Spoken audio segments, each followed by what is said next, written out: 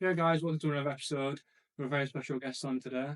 Uh, we'd like to just go with, obviously, Todd yourself. Who are you? And you know what you're about in 24/7. Obviously, the clothing brand. Explain. Yeah, well, first of all, thanks for having us on. Appreciate it. I'm Todd, 22, from Carlisle, founder of 24/7 Clothing. Yeah, so that's it. Yeah, Bit of a Love Island introduction there, eh? Is yeah, it? it is. Yeah. Media trained. Yeah. Yeah, Yeah. yeah. So obviously, when did you start it? In my eyes, obviously, with it being uh, sold in Room 26, that's kind of the first time that I'd had Yeah. properly, Yeah. um, seen it on people, A, and B, actually somewhere on the high street, if you like. Mhm. Do you reckon that's kind of the biggest thing? Is getting it in, on in person? Yeah, so so I started the brand. Well, I started trialing and sampling things here and there in like mid 2022. That's when the idea first kind of came about. But then I haven't really, I started really pushing it and took it serious from probably mid 2023. So I'd say the brand is about a year and a half old type of thing. And obviously since the start of last year as well, it's just picked up and kept growing, which is good. And yeah, in terms of like Room 26, I just wanted to be able to get it into a store first of all. And I thought, what better place than obviously Carlisle, where the business and where I'm from. So it all made pretty good sense. And the collaboration with Room 26 has gone well. So so we did 25 t-shirts in there. Originally, they all sold out. And then there was 30 hoodies and 20 pairs of sweatpants, which are pretty much all sold out now as well. So yeah, it's gone well. It's good going. What's What do you think's what's the most challenging part been about starting this over the last couple of years? Well, there's loads of challenges. I mean, running a brand, there's challenges every day. The most challenging, I'd probably say something like knowing it's quite specific, but knowing how many pieces you need to order in when you're creating a collection, because obviously you've got to work out your costs, how much each piece costs, and then your profit margin and everything, and your break even point and all that. So when it comes down to like with the first ever collection I did it was three hoodies, three sweaters, and three t-shirts, and looking back now, that was completely the wrong thing to do Yeah, because it was so many things at once. yeah, If I'd have done that now, it'd just be like one hoodie or one t-shirt or something, just to test the water a little bit. yeah, Everything obviously eventually sold out in the collection, which was good, but it was a massive, lump of money at the time, and it took a while to get shifted because the brand was brand new, and I didn't have that brand power and brand authority then. yeah. So I'd probably say, yeah, something like that's probably the most challenging. But like I said, there's loads of challenges, whether it's reaching new audiences, trying to collaborate with influencers, that sort of thing. Things that are challenges, but good challenges, and help you set goals and push forward. Yeah, I think it's weird because I feel like you see these big brands, but you don't actually know what goes on behind the scenes. So it's actually like a genuine intrigue Yeah. to like understand and know what goes what Yeah. goes on behind the scenes. Yeah, it's like because you don't realize how much. Well, you know there's hard work going into it, but the difficulties you don't see. Yeah, I always like to think of it as like a bit of an iceberg, and it's with anything, not just clothing. But obviously, you see what happens on top above the water, but what goes on underneath is massive and 10 times more. Yeah, Mm. And I was going to say, especially with that whole kind of brand, is like, like establishment and becoming an established brand. I think that's probably one of the biggest things as well. hmm Is trying to get yourself to a point where you know you can put something out and people are already intrigued and yeah. already, And that's what I've tried to do since day one, is build that kind of brand exclusivity and scarcity. In all my collections I do online, it's always very limited runs of pieces. So as soon as something's 1 minute from going live, I've got like numerous people waiting on the website ready for it to launch, because they know they can't miss it. It's that Yeah. FOMO, fear of missing out thing. And then that helps customers, brings them back, etc. as well. And it just builds into the brand power and everything. Yeah. Well, you got me on Black Friday. Yeah, yeah. As soon as it was like a special code sort of thing, and I can't remember exactly how it works, but it was like you kind of log onto a website, there was nothing there, and Be a then minute late. it was like, yeah, literally, it was like if you come back in this amount of time, it was when it went live. And I remember I maybe missed it by 5 minutes. It was absolutely boiling, Yeah. and luckily enough, obviously, grabbed some pieces. Yeah. In the store, but yeah, I was absolutely boiling. But it gets you. Yeah. You already have that initial intrigue. Yeah. You fight on your Instagram, you fight on social media, and and as soon as you've got people on board, Yeah. ready there with the card, ready to do it, and they can't get it, to me personally, it made me hunt even more. Yeah, that's it. Yeah, the humans want what they can't have. Yeah. So that's, yeah, it's just human nature. And I think a lot of, well, most big brands will do a similar thing. Obviously, the massive mainstream brands, maybe not so much, because they've just got what's called loads of core product where they don't need to really market it as such. People are always kind of coming on the website and picking up pieces here and there. But when the way my business runs is on a drop basis. So whenever something does drop, you need to build that hype and intrigue for it. And to get people interested in it, you need to make sure people know they can't miss out. Yeah. So I'm going to... No, fire away. What was the one that you've got on there? Obviously, the one that I've got as well. Is it blacks or not black? The original collection was bolds. Yeah, so it's a similar-ish design. This is more of just a refined design with a slightly tweaked logo, and this has always been the best-selling product I've put out, really, because it's core product and it's it's like a staple essential that you're always going to kind of have in your wardrobe. So that was something similar. There was the hoodies and sweatpants and sweatshirts I was talking about earlier. Yeah, that was the original collection. And I just wanted to, the first thing I ever wanted to put out was just something that was, like I said, quite basic, that people are always going to buy into. It was a bit of a brand staple. And look, if you look at all the big brands, the best-selling products are always the most plain ones, the simple stuff. Obviously, your core customer base will always come back for your graphic tees and stuff like that. But when it comes to your core product, that's the best product in terms of growing your brand and reaching new audiences. And it's always the best-selling, yeah. Kind of following on from that, my question was going to be like, what do you think? The way I word this question is, what is the way that you find your niche? That's a terribly wordy question, but I hope you know what I'm kind of hinting at. Because obviously, within clothing or within music and things like that, you've got to have your target audience. It's normally a niche. Yeah. How did you strategize in finding your niche and your market? Yeah. Well, first of all, you've got to know what your passions are. And my passion has always been in terms of clothing, for the streetwear side of things, and sportswear to a degree as well. But nowadays that's crossing over a little bit. And you've just got to look at, well, if I was a consumer, what would interest me? Yeah. And there's loads of brands out there you can take inspiration from. And you've also got to figure out how you can connect with those people who you're going to target. Now, there's obviously loads of influencers you can work with. I've worked with a few good influencers over the past 18 months. Like on Instagram, who have really helped push the brand forward and help me reach new audiences who are in my niche type of thing. Yeah. So yeah, that's what I'd say. Really, it's just about picking the right people who are going to help you connect with your audience. Yeah, I think especially nowadays, I think the word of mouth is still almost just as powerful as social media 100%. If you do it right. Yeah, 100%. Yeah. Word of mouth marketing is still by far, even in the digital age now. Yeah, it's always stood the test of time, I think, word of mouth. It's just, if someone has a good experience with a product or a business, they're going to tell people, or if they have a bad experience, they're going to tell people, probably more actually. So that's why your quality and your customer service has always got to be on point, because if it is, then people talk, and then that brings other people back. I've had quite a few customers from around the UK who aren't necessarily like followers on Instagram or anything like that, but I know they found me because one of their friends or family members or something has bought a piece. Yeah. They've seen the quality and everything, and then they've decided to get one as well. I even found, I wore it in Dublin. Obviously, I said I was aware, and even just something that's different because of how saturated it is nowadays. Yeah. And because of how similar things look, and because of how many people are trying it. Sometimes people you can stand out in a crowd. If with everyone wearing designer gear, especially. It's like going out. Yeah. Now, you go to Newcastle and you can't find yourself amongst Montclair and the rest. Yeah.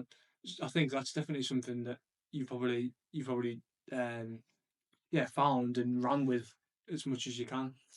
Yeah, 100%. Yeah, it's just like well, like you say, it does stand out a bit. Again, everybody has different tastes when it comes to clothing. So some people might like something more designer and a bit more mainstream, and that's fair enough. But for me, for my customers, it's about buying into a brand rather than a product. Yeah. Obviously, like I said, some of the big names are obviously big brands, well-renowned brands from years gone by. But new and upcoming brands that are aligned with streetwear and everything like that. I think that's where the culture's going. If you look at a brand like Represent, everyone wears Represent now. And a few years ago, obviously they were still a big brand a few years ago, but you would never see people wearing it. No. Not in Carlisle. No. But now, for example, in Carlisle, which is such a small city, you'll see people wearing it. And that's just shown how that's gone from a streetwear brand. And because the streetwear culture is growing and growing and growing, it's now turned into a bit of a mainstream brand as well. Yeah. So that's just how it can kind of convert over the years. So, yeah. Well, when you were starting out, was it like, what really drove you? Like, what was the original thought? Like, obviously, it's easy to say, oh, I want to start a clothing brand and starting a clothing brand. Yeah. Well, I've always been someone who's quite entrepreneurial. So from the age of like 15 or 16, I started messing around with like Shopify stores and stuff like that, and just teaching myself like fundamentals of marketing and e-commerce. And I started selling stuff online, like phone cases and stuff that I just do Shopify cases for like your AirPods and stuff like that. And then that just started building like my passion for kind of e-commerce and stuff there. But I always had a passion for streetwear as well, and clothing and menswear on the side as well. So, yeah, when it came to like mid 2022, I was like, well, I want to start a business, but I want it to be a brand, a proper brand.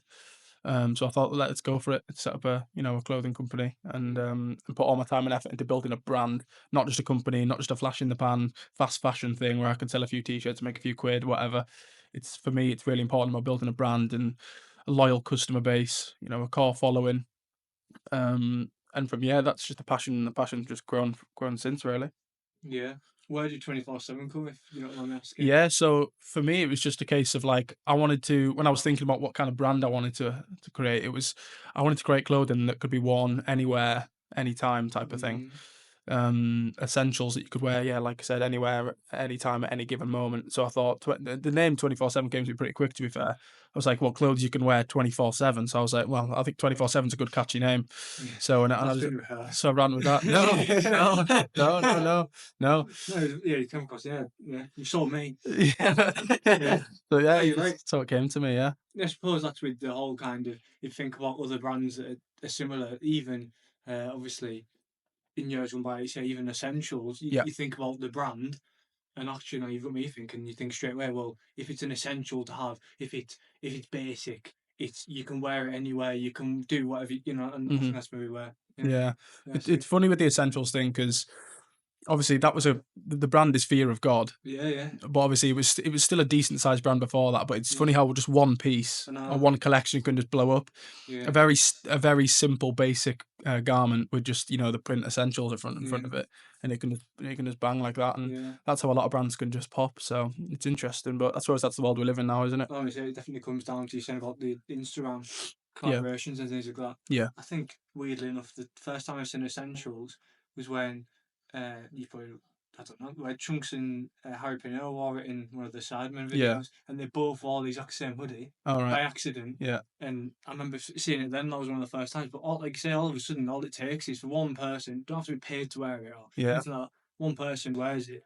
Something tidy. Well, that's the thing. Yeah, I've worked with a lot of influencers who are like in the social media space. Do you know like Proddy, who does the producing for fellas? So yeah, I've worked with him a little bit. He's got one of the t-shirts.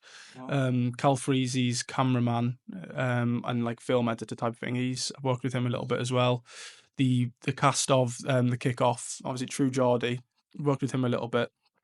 And is that touchy, boss? Yeah, a little bit. I said used to. Used to work with him, yeah. Used to work with him, yeah. I dropped the brand deal there. That's why their podcast kind of started falling off. But no, so basically, True Geordie, he's one of his. I think it's his assistant. He owns a clothing company, not a brand. It's a company called Aveste, and they basically it's like a third party website for clothing brands type of thing. Yeah. So I worked with him, and then obviously because he knew True Geordie, I just kind of built I never spoke to True Geordie. I spoke to Josh, who's like his assistant or whatever, and built that collaboration kind of through there, to be fair. So yeah, it's just about making connections with people and collaborating with people here and there. So yeah, what's the aim? Like genuinely, just like if you had to not all obviously lay out your plan, but the ultimate goal. I think everyone we've had on here, DJs, whatnot, we've asked our way, like to play. What is the ultimate not end goal, because there's never really an end, is there? But a goal in mind. Yeah, well, I don't set goals that are too far in advance. I like to set goals kind of year by year type of thing. Yeah. So this year, my goal is to get it into at least 2 stores across the UK in like major cities. So I'm looking at kind of Newcastle and Manchester first of all, and grow the retail side of the business that way. Because if you grow the retail side of the business, you gain so much more brand awareness, and then that also helps with the online side of things as well. So from that standpoint, yeah, my goals this year are to grow it in the retail space and online as well.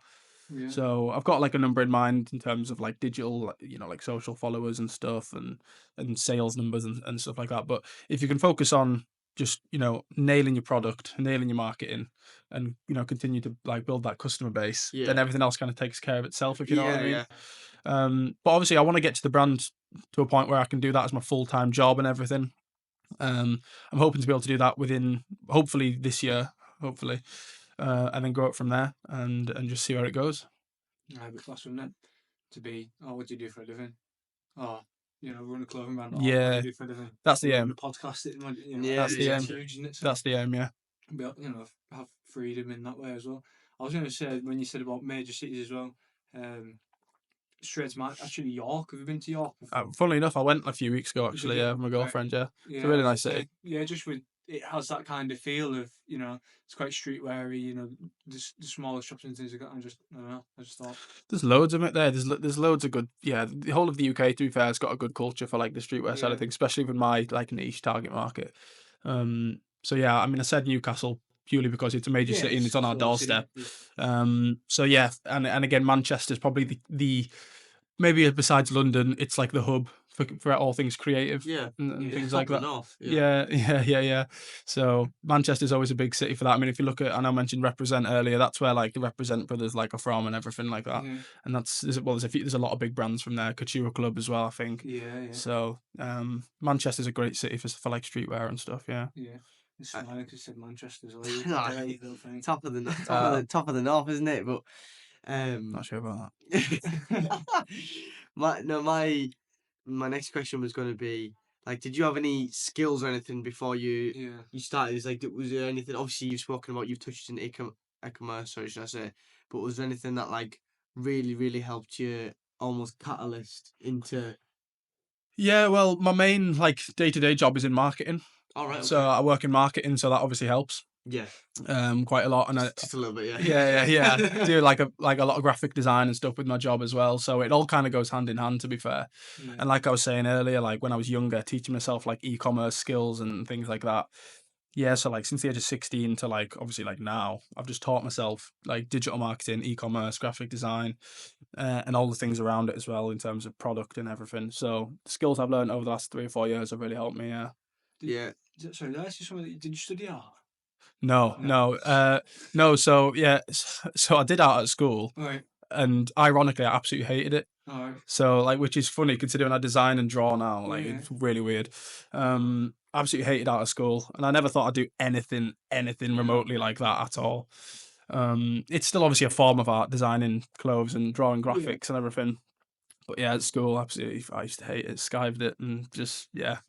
and the teacher probably didn't help. And I was in a class where I think there was only one of my pals in it because like how the year was split up at the time. I think there was like 2 art classes in the year or whatever. And, like all my pals were in one, and I was in the other with one of my pals. But if he was off ill, I was like, oh, I'm not going there. Yeah. You know what I mean? I'm just not doing it. So yeah. It's weird. Teachers can ruin that as well. Can't Yeah, 100%. And I suppose enjoyment as well. I was going to say, going back to kind of the way the world's going now as well. I mean, art can be in so many different forms. It is, yeah. Probably you literally class what you do as a living probably as a form of art. Modern Yeah. art, if you like. Yeah, 100%. Yeah. Yeah. So No, next thing I was gonna kind of touch on the skills thing. It's almost like Alex Holmes, who I follow quite closely. I know he said he almost asked the question of what are you good at, and like I often think about that, and it's like if you actually sit there and think about like what you're actually good at, and like really good at. Obviously, when you think about it, it's probably like marketing. You got the graphic art side. They're like sellable skills. I can't remind the actual technical term for it, but they're skills you almost profitable in a way, in a 100%. sense, if you can use them in a certain sense. Yeah, if you can monetize your skills and everything, then that's the way to do it. Of course, you've got to find your passion first of all. I mean, God, you can have a passion for anything and make it. Well, everything's so accessible now with like social media and everything like that. You can turn any passion into a like a revenue source or anything like that. So it's just finding your passion, isn't it? yeah. Oh, 100%. Oh, sorry. I was going to say, kind of cutting completely away. Have you reaped any of the benefits of having a clothing brand? If you kind of not biggest person, but exciting things that you've done in the past, just kind of coming away from it a little bit. The serious side, if you like, just. Oh, you mean like not to do the brand or anything? Well, just like kind of the most exciting things that you've done. I know stalked you on Instagram a little bit. You know, you've been traveling and things like that. Just I was gonna come straight away from the clothing brand. That's what I was gonna do. But Yeah. Yeah, fair just enough. yourself. Yeah. Oh God, good question. Exciting things I've done. Like even the modelling shoots for some of your clothes and things like that. Was that not obviously quite a big deal if you just you set it up and Yeah, photos and well, I do all the shoots over in a studio in Newcastle. Right. So there's a studio in Newcastle I work with for all my photo. Well, for not all of them, but most of like my main photo shoots I do over in Newcastle.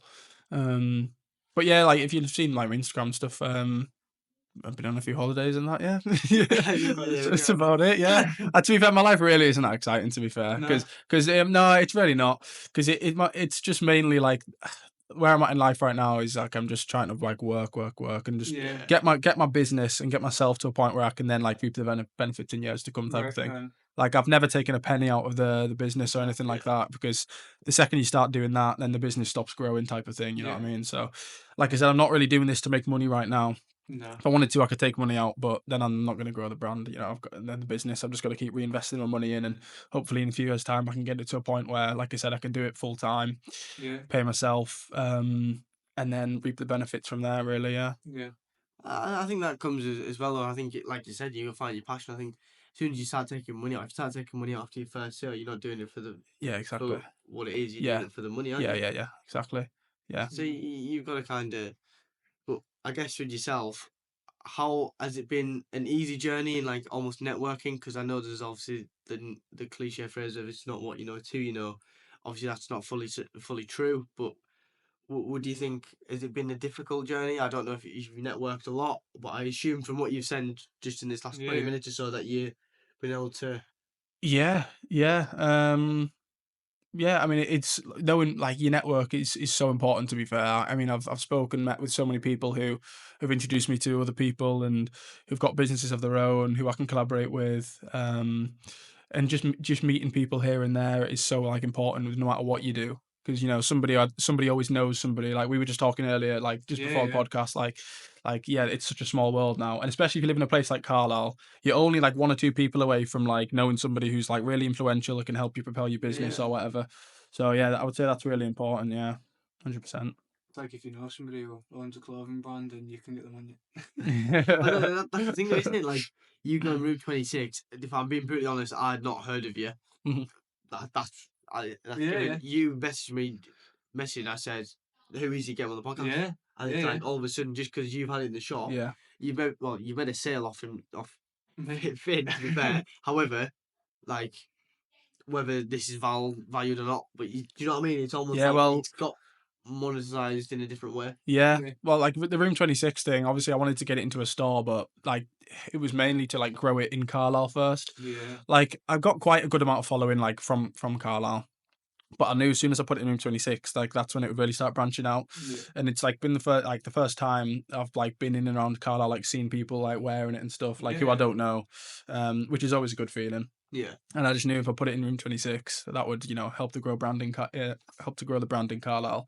And then from there, like I said, I can just keep expanding it across the country. And to be fair, I mean, I've always sold stuff across the UK, Europe, sold pieces in America, Australia. Obviously the UK is the main market. Do you have to? Sorry to interrupt you. Do you have to battle with like customs and stuff with this? Is that a difficulty that came into it and navigating that side? So when only to like the any orders that aren't in Europe. So I've only sold like a couple of pieces that have been in like America and Australia, because that's not my target market. No. Yeah. They're just people who have like stumbled across me on Instagram or whatever and just decided to cool, buy something. Yeah, of course, 100%. Yeah. The customs thing's always a bit of a nightmare. I mean, there's been times like 18 months ago, roughly, I think I was putting in an order for a collection. Well, actually, it's a full story to this, actually, so I might as well just tell you. So in like late 2022, early 2023, I was putting out my first proper collection. It was called Timeless. It was Timeless, like grey sweaters. So I had a manufacturer at the time in the UK, and we had a set date of when they were going to be ready, and the production was going to be finished. And then from there, it could timescale how long I would take to get them, photo shoot, campaign, launch type of thing. And then they kept pushing the date back, pushing the date back, pushing the date back. So I'd already had a set date because they told me this is when they're going to be ready. So whatever, I had to keep pushing the date back. And eventually they said, yeah, look, we're having some kind of supply chain issues, whatever. We're not going to be able to get them to you on time. So I just scrapped them off. Because I can't not put out product. You know what I No. mean? If I've got people waiting for product and people waiting on collections, and I've got nothing coming for like 3 or 4 months, then it's just Time's money, man. it's not Yeah. sustainable. Yeah, it's just So then I found a new manufacturer, and in China, and quality was just as good, if not better.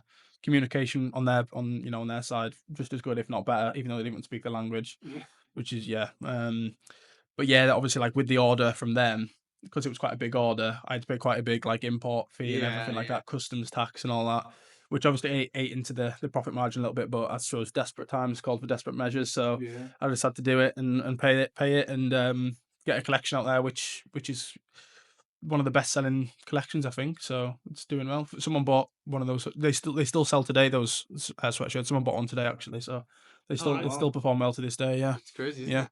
It's like, yeah. Yeah, I would have thought of that as well. Like things that you put out.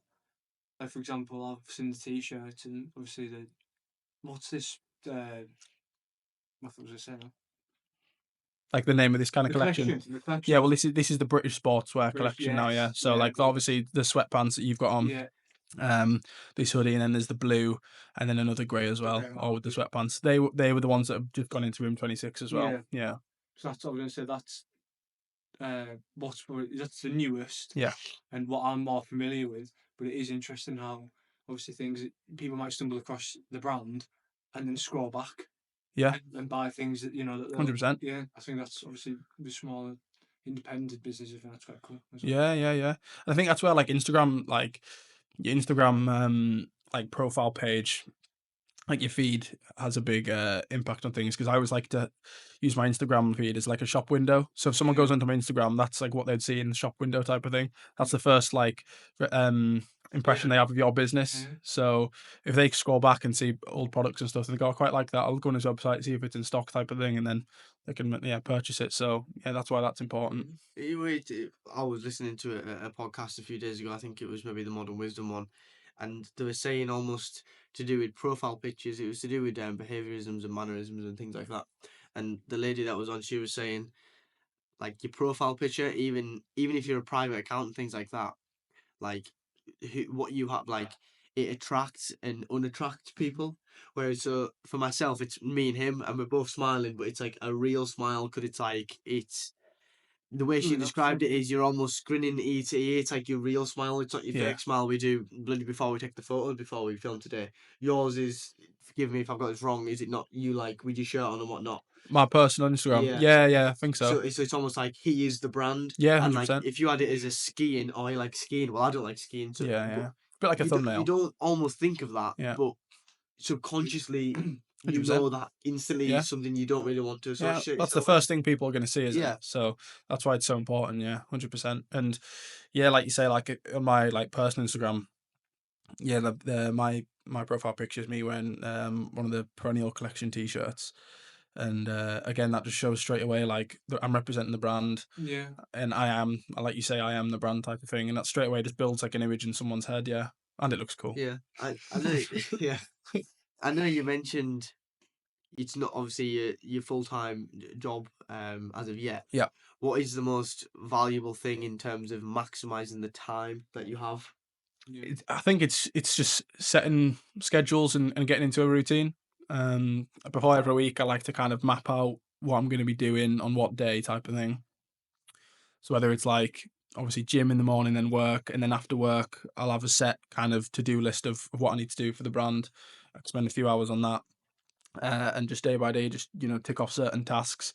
Because the second you fall out of a routine, just like with anything, yeah. second you fall out of a routine with anything, it's hard to get back on the horse, and lose track and fall behind, and then you're scrambling to do other things, and then that time eats into your next day, and then you don't do those tasks, and then it just starts snowballing. So I think building like a schedule and sticking to a routine is really important when you're trying to multitask certain things, and like if you're growing a brand or got your own business on the side of your job type of thing. Yeah. I think that's 100% nail on the head there with that. But I was going to ask, but I've completely slipped my mind now. I was going to say even with what we do, I always find that obviously over the festive period, obviously, yeah, I think you even, you message me saying, "Oh, we get a date for this, and this." But it does, sometimes you do fall out of a Yeah. routine if you've got other things on. Yeah. Oh, You're putting 100%. things to one That's what I was side. going to ask. It's what obviously it's been 18 months. That's a decent chunk of time. In fairness, what is the biggest sacrifice so far that you've had to make? Like the tough decision making aspect of it. There's probably been like loads of like little ones. Like I've had to say no to like certain like things like me and my pals might be doing because I'm doing like I've got a podcast to do or something now. No, just like it's probably just sacrificing. To be fair, I've not had to make any massive sacrifices, but it's like probably like I said, just like little things like say if my pals are going out and doing something. I'm like, oh, I can't do that. I've got this to do. You know what I mean? I'm designing stuff, or I've got like like anything to do with like the business, little things like that. I'd say, Podcast with two weirdos. Nah. The podcast with two weirdos. yeah. Yeah. No, sorry. I was going to say, yeah, sometimes they are when you're starting out, sometimes they are the ones that you can, they can go one or two ways. You say no to your mates doing this, and you do that, and actually, you get the benefits from that. I think it's as well as that. It's obviously because it's not your full-time job. You're not fully dependent on that and on the income terms. However, what I'm trying to hint at here is it's so easy to fall into that procrastination and almost lads are getting an Xbox. I'll do that tomorrow night. Let's just jump on play about FIFA or whatever it is. Or if Yeah. that's not your thing, or if it's Yeah, I know what something you mean. else in that kind of hobby Yeah, aspect. yeah. It's like it's so easy to just go, I've had a day today. I deserve it. I'll do this, but and not doing the work that you know needs done. Yeah, yeah, 100%. But at the same time, like, if you like, are debating with yourself, like, oh, should I do it? Should I not? Well, then it's not for you because you're clearly not passionate about it as much as you should be. You know what I mean? Like, with my brand, like, it's all I think about. You know what I mean? It's like it's just my complete passion, and I know for a fact what I've got to do to be able to grow it. And if I slack off, then it isn't going to grow. And if I slack off, that means I didn't want it enough. You know what I mean? So yeah. Oh, 100%. And I think I think everyone gets it. It's just almost fighting that discipline of we've had the conversation on here before and an endless amount of shit that we talk about, but it's almost sticking to that routine, like you said, because humans they can't function without a routine. I know myself over the Christmas period, I'm off work for 2 weeks, and it's almost like That's a weird time of year, Christmas. you're getting up at 11 o'clock in the afternoon, or In between Christmas and New Year, like that's Cheers. just it's a weird time. Yeah. the short days and the day like the less day, like it's like Yeah. you're all over the spot, especially between Christmas and New Year's. It's an absolute Yeah. Oh, it always is though, isn't it? But the whole world like shuts down, doesn't it? Like between Christmas and New Year, like yeah, it's such a weird time of year. Yeah, but yeah, and no one knows what day it is or anything like that. definitely. Yeah. What I was gonna ask is, there's when you see people talking about brands and other things, and they always talk about trends and going with the trends. How do you almost know when a trend is shifting? I don't know. Obviously, you're on 18 months in. Do you Good question. Do you kind of understand like You predict them? Yeah. Yeah, No. set them. So like I like that. I like that. So yeah, whenever like for example, just to give you an idea, like when you're planning a collection or designing a garment or whatever, you always do it a year in advance. Or well, maybe not a year in advance, but I do mine like 7-8 months in advance. So right now I'm designing stuff that's coming out like late summer, early autumn type of thing. That's what I'm doing at the minute. And so you've got to look at like previous years of what the trends have been, because trends always go in cycles on like a longer scale. But yeah, I mean, it's a weird one, like with the whole trends thing, because there's trends when it comes to colors and certain fabrics used. So I think, for example, this year knitwear is going to be quite big when it comes to autumn and winter. Past couple of years it has been, but not massive. Like it's always been popular within the big brands, but not massive. I think once you see autumn winter coming on this year, knitwear is going to be quite big. Like in all garment forms, whether it's like sweatshirts, like beanies or whatever. I think there's gonna be a lot of people using knitwear. So yeah, but there's loads of forums and newsletters, like fashion experts like to predict what they think the trends are going to be, and that always helps. Yeah, so I think in summer, pink's going to be quite big. not like full, like wearing a pink t-shirt type of Yeah. thing, but like little pink details on t-shirts maybe, or shorts type of Yes. thing. I think that's gonna be quite big. I can get on board with that. Yeah, yeah. Absolutely. And like more abstract colors. So like your lighter blues, your oranges, your lighter oranges type of thing as well. But like I said, it goes in cycles. So like, you know, next year that might not be the case, and the year after might not be the case, but then the year after that it might come back in again. So it all kind of goes in cycles, and it's just about keeping up to date with the trends, but also being ahead of them and planning in advance to make sure you're at the start of the trend, not the back of it. Yeah. Because people aren't going to buy on the back of a trend; they want to buy at the start of it or in the middle of it, type of thing. So yeah, it's important to stay up to date with them for sure. Yeah. Can you make sure that skinny jeans don't come back in? That's a red stick. I can't do that again. No, I was going to say, going back to the yeah, because actually it was the straight leg joggers. I know that's absolutely kicked off, and as soon as they came, I was all over it. Like I said, being quite a slim fella, I was like, right, I need to get something, Yeah. you know, that suits me a bit more. Even like the kind of boxier t-shirts Yeah. and things like that.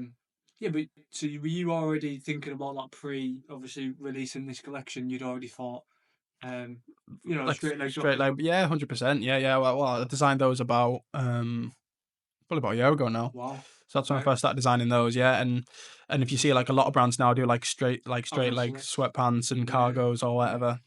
But yeah, like I said, yeah, like about a year in advance for like stuff Wow. like that when you're creating things. So you just gotta stay on top of the trends, and I did, and they performed well, the sweatpants, to be fair. It's probably my favorite garment I've ever made because of the detail that went into them. I know it just looks like from the outside, again, like the iceberg thing, looks like a sweatpants with some drawstrings, but you know, you spend hours designing every little detail, sending off, you know, to the factory to get samples back and little things like that, and then you've got to get it back, look at the samples. No, that's wrong by 1.5 centimeters. That needs to be different. Send it back. Send it back to back and forth, and then finally they're right, and then they're ready to go into full production. And then, yeah, so it's a very long process, but you know, I always like to focus on quality over quantity, and Yeah. focus making sure my product is absolutely right. I think that's your reputation as well as Yeah. your social media and your customer service. If you your brand is if it's well if the Can quality make is it as you shit, want, if the can't quality it? is Yeah. shit, no one's gonna buy. So No, exactly. Be as good as you want, can't you? You can do Yeah. all effing right. Well, if you- your marketing can be amazing, right? And your quality can be crap, and a few people might buy it, but they'll never come back. Yeah. So like return customer, for a brand like mine, like, and building that like core like group of people is essential. It's massive. So yeah, it's all about like making sure like customers are happy. And yeah, but I don't like whenever like I sell something, I make sure like I don't want it to just be like an exchange for, you know, they're paying me to give them a t-shirt. It's not like that. They're getting an experience of it. They're getting good packaging. They're getting a card in there with like a messaging and everything Yeah. like that. There's loads of stuff that goes into like just an order, you know what I mean? Yeah. And like everyone always says like how much do you make? So like when you sell a hoodie, like what's your profit margin? Well, I'm like, well, it's not just a case of how much the hoodie cost compared to how much I sold it for. Yeah. It's the shipping, because I do free shipping in the UK, so they pay for the shipping. Well, I pay for the shipping, and then they're paying for just like they're paying for the packaging. They're paying for the swing tags that goes inside. They're paying for the time it took for me to create the garment. They're paying for, like I said, the card that goes in, the poly bag that it's in, and everything like that. Like, it's not just like, you know, you're getting a t-shirt in a bag and that's it. Yeah. It's a case of it's well presented, and it's like an actual experience, a proper shopping experience, like getting a 24/7 piece, which is what I've tried to focus on a lot. Are manufacturers quite good, or the manufacturer, or whichever way it is, are they quite good at bouncing back and forth and understanding that you want to perfect your craft? Yeah. Or are they like, no, we've done that now, No, fuck off, no, you because can it's just pre-order it. No, yeah, 100%. They're like the manufacturer. My manufacturer that I work with is like brilliant, to be fair. Because it's in their best interest as well. Because Yeah. it's like, 'cause like I was saying before, like repeat purchase. I'm a customer to them. You know what I mean? So they want me to be as happy as possible, and to do that, they've always been good, to be fair, when it comes to response times and making sure they put their best effort into the product as well. Yeah. So yeah. I think I'm just looking at the time here. I think end on a bit of a more of a deep question here. What makes you different? In terms of my brand or me personally. Yeah, is in terms of compared to everyone else in the market, what makes you different? 24/7. Oh, Yeah, like 24/7. Yeah. Sorry. Yeah. No. Yeah. Well, every brand's different for a start. So what I like to always think is that, like, everyone always says, what's a USP? or what makes you different, and I say, well, it's not always about what makes you different. It's about who can do it best. You know what I mean? So, like, for example, car manufacturers now, everybody, all these car manufacturers, nobody says anyone's copying one another. Everyone's just doing better than one another when it comes to your quality, your branding, your marketing, your customer service, everything like that. Yeah, I've got I mean, loads of things are different. I mean, when it comes to maybe like a tone of voice, when it comes to marketing, my customer service, my shipping times, there's loads of things. So there's not just one thing that makes me, I would say, stand out. But I've got a bold logo.